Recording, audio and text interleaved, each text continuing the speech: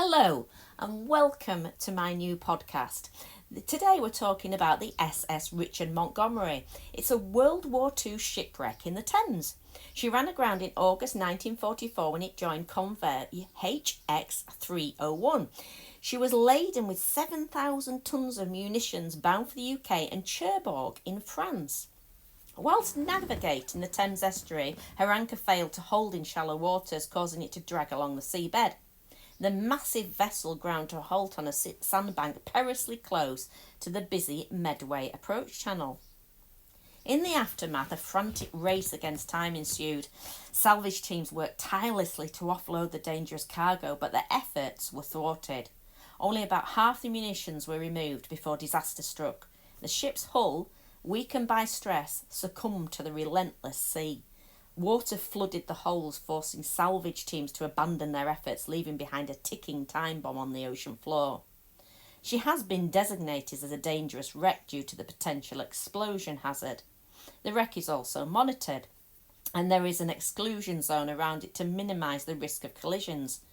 She lies near the Isle of Sheppey, and the ship had approximately 1,400 tonnes of explosives on when she sank. So what are the potential dangers?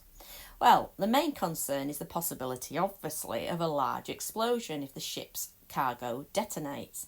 It could cause a tsunami and damage the surrounding coastline, including the Isle of Grain. The local port authority and the Maritime Coast Guard Agency are continuously monitoring the wreck.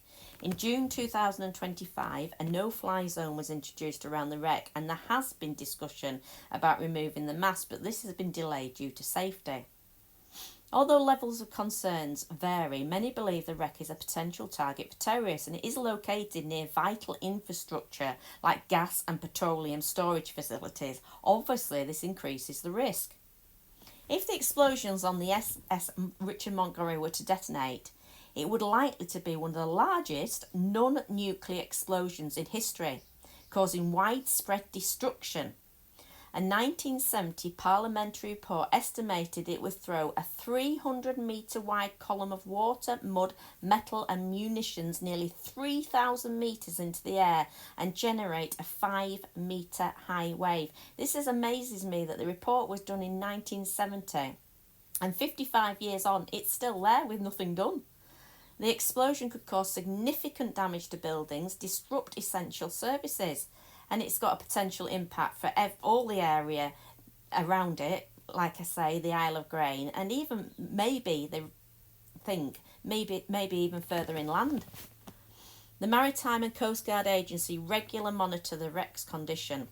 A recent survey in October 2023 raised alarm bells, and this is what part of the report said. The whole forward section of the wreck appears to have an increase in lean, approximately 10 to 15 centimetres eastward. This shift could destabilise the delicate balance of unexploded ordnance. Furthermore, the deck space near Hull 3 appears to have started to collapse on the port side, indicating the vessel's weakening structure integrity. So whilst authorities maintain that the risk of a major explosion is believed to be remote, the wreck's gradual decay is undeniable. The site's potential danger has led to its classification under the Protection of Wrecks Act 1973, establishing a strictly enforced no-entry exclusion zone to minimise accidental detonation risks and protect maritime traffic and nearby communities. In my opinion, this is a ticking time bomb in plain sight that's been known about, obviously, for a lot of years. There was a report done in the 70s. What do others think? Please comment below. And thank you very much for listening, and see you on my next podcast. Bye!